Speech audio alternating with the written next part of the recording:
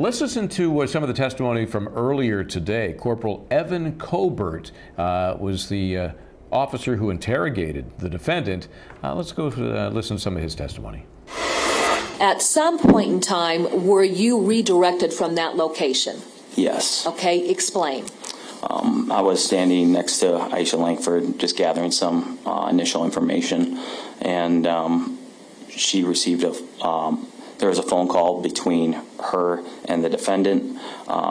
She asked where he was, and while standing there observing the conversation, she questioned about him being in the area of downtown, and that's when I asked for her to ask if we could meet him somewhere down there in that area. He responded that he'd come back up to the scene, and then just for time and convenience sake, I offered the suggestion of the Davenport Police Station, since he was already downtown, and that someone can meet with him quicker and get information.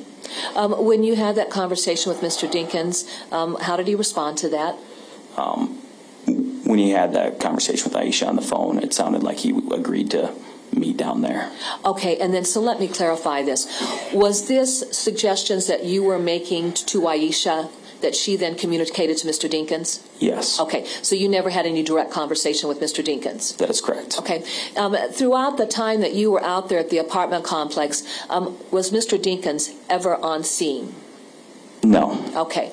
And had there been discussions with Officer Burkle about Mr. Dinkins having left the scene after that initial point of contact? Yes. Okay. Were you aware of Officer Burkle trying to contact Mr. Dinkins multiple times by telephone and not being able to connect with him?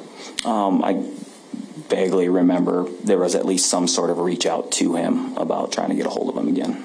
All right. Now, before we talk about your contact with him, there's another topic of conversation that I want to discuss with you.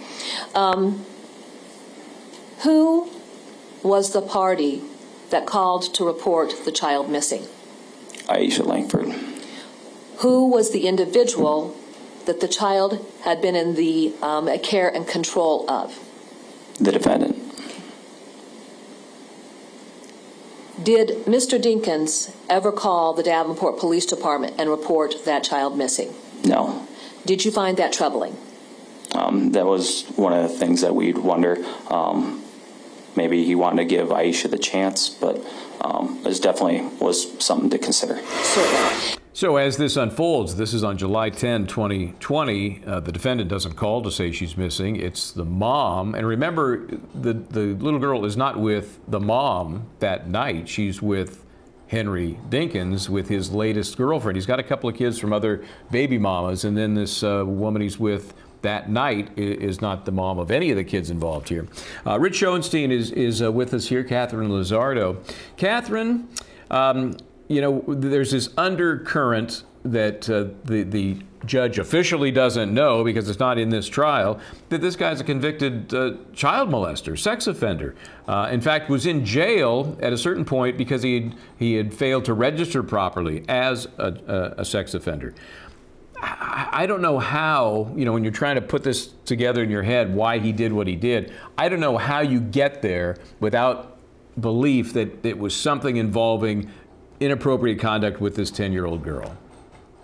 I agree, and the judge likely knows about this, certain motions to not let those evidence in, and because this is a bench trial, the judges are trained, and that's why they're wearing the robe, to compartmentalize these evidence, and he would have to compartmentalize that and not consider that into the evidence when he issues his ruling on this trial.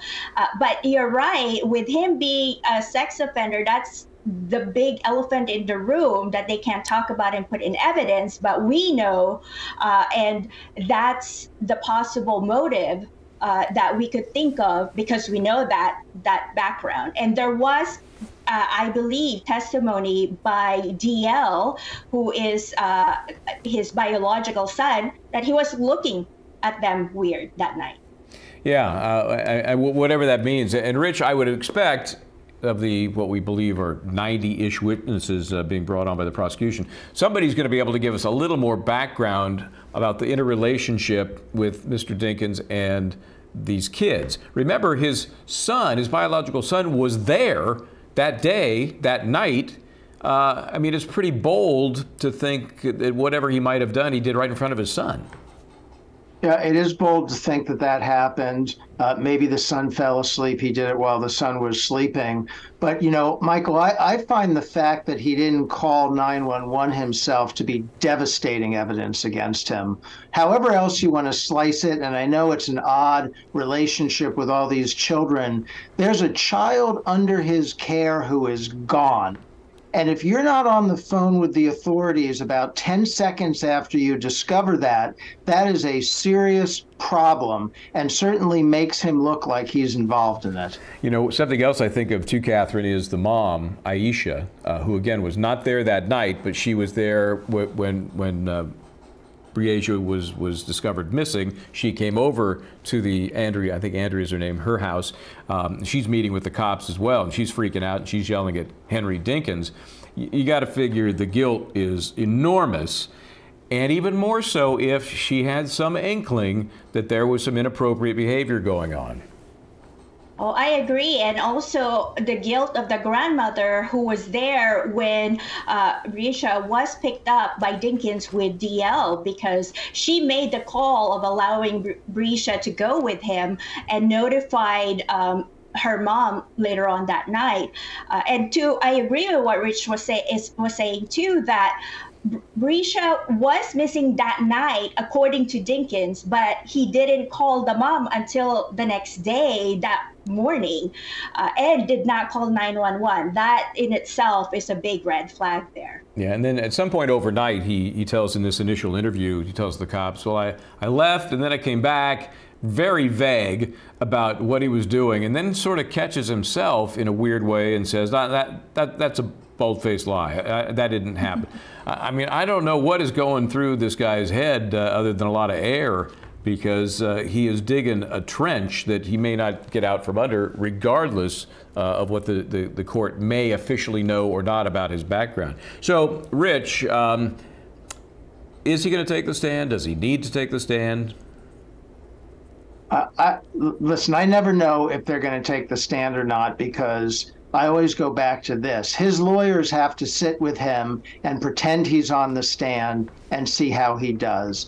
Can he tell a consistent, believable story, and can he survive vigorous cross-examination by the prosecution? Based on the fact that he couldn't even get through a police interview, which is basically an uninterrupted narrative where he gets to explain his story, he couldn't even do that believably and consistently. I find it hard to imagine that his lawyers are going to put him on the stand. So my guess is no, but you never know. Yeah, I mean, if they get to a point where they feel like, hey, it's Hail Mary time, I mean, who knows? I think he would be horrible. Even on direct and on cross, I think it could be a disaster. So as good TV as that might be, I don't think that's going to happen. Okay, let's take a break here. I've got to thank and excuse Rich Schoenstein. He's going to take off now. And Rich, I put 20 minutes in the time bank. You owe me. We'll be back in just a moment here. Katherine sticking around. This is Law and Crime.